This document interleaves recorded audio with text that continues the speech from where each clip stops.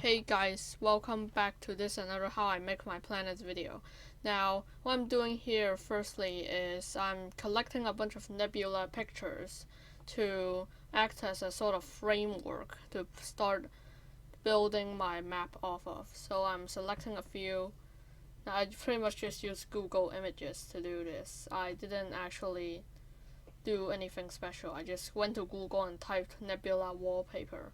As you can see, there's 5 of them, but I realized one of them have a lot of empty space, so I decided to add another in there. Now here I'm starting to do the second stage, which is selecting a good source for my heal tool, which is so that it can blend up all the seams between the textures. I also did a bit of content aware here and there. As you can see, every time I need to use the heal tool to heal a section, I usually select a new source for it so that there's a bit more variety between the different places. I got a new source again, painting it up, healing it up again. It's also useful to fill in the empty areas, so I just want them to blend together better. Now I'm healing up the seam at the edge of the image using more healing tool sources, trying to heal it up even better, blend up together. Because according to some people's, okay, now I'm resetting the transformation and now I'm doing the poles. No, I'm fixing up the poles. Now some people say that, actually no, here is the southern pole. I tried to do content aware and it worked. Flipping it back, now I'm doing the height mapping.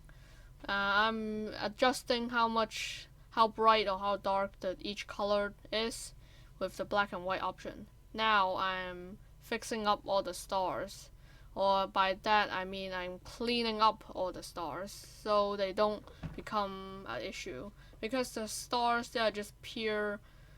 When you do a height mapping, the stars more or less just become mountains, pointy, spiky mountains, and you don't really want that on a planet.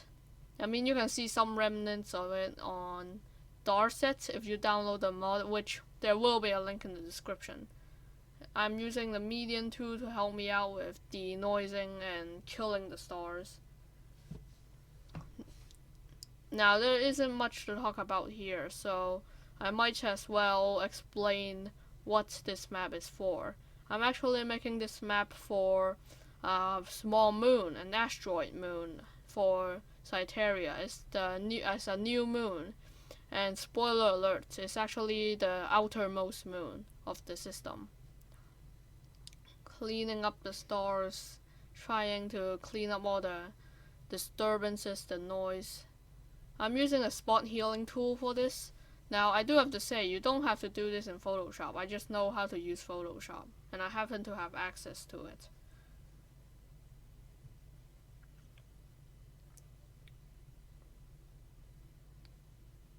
Healing up some of the seams even more to make it look even better.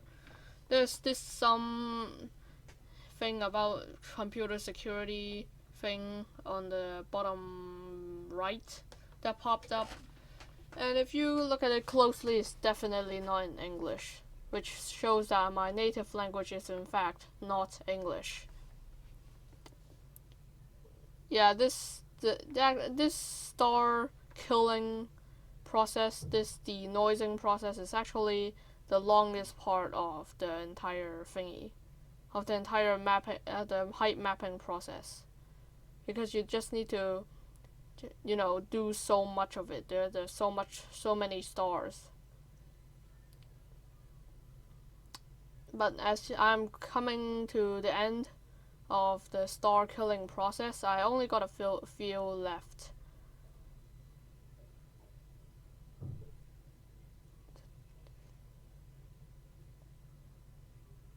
Trying to use the median tool again, but I didn't want to do it.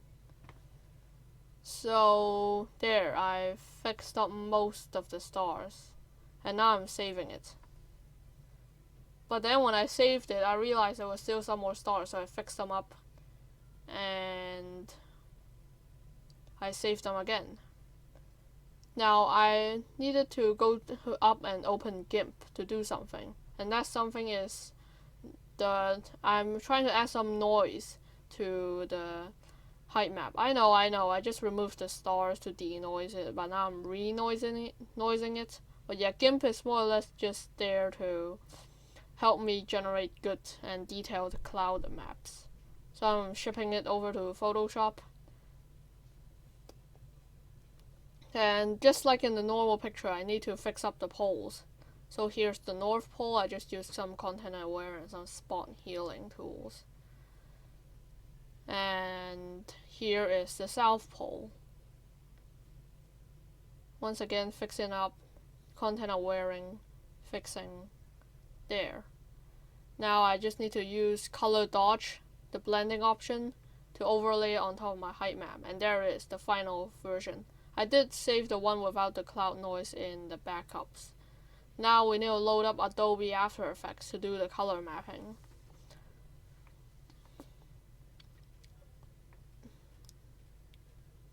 I just checked if I was recording, and now I'm in Adobe After Effects color mapping with the colorama effect.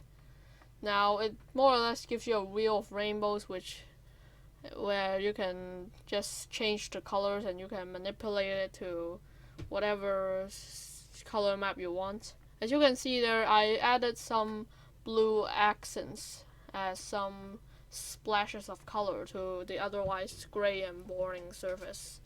But I decided that was a bit too bright, so I decided to desaturate it and make it a bit deeper.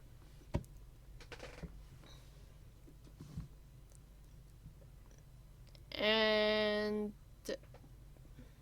what about finished? There, I finished. I need to export this as a PSD file, and then I open up Photoshop to save this as a PNG file, which can actually be used by KSP. Now, speaking of KSP, it's time to load it up.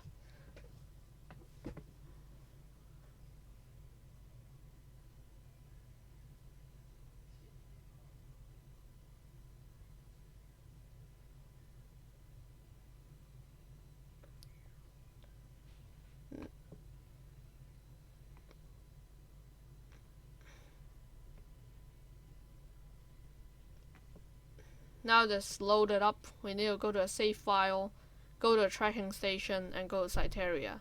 Now as you can see, or you just saw, maybe, Cyteria have 2 new moons.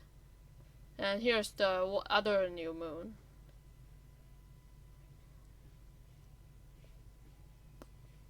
I'm waiting for the Catopia tech to do its thing, to export the maps.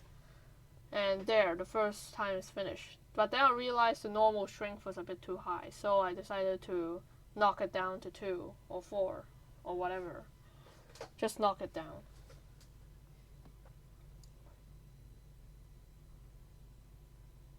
Here's another look at the other new moon. Pretty cool. There's the second render done, and I decided to send a lander to go around to get the finishing shots for this video. Using the stock cheats, I sent myself around, and it looks a bit bad. It looks like the terrain is a lot higher than it should be. But that's more or less the main creation process. Now I did redo some of it after, so here it is. I added a few craters on it because I felt it looked a bit boring and smooth. And also it is now, the surface and the texture here is matching. So yeah, thank you guys so much for watching. If you like it, punch the like button, click the subscribe button, and see you guys in the next video. Bye.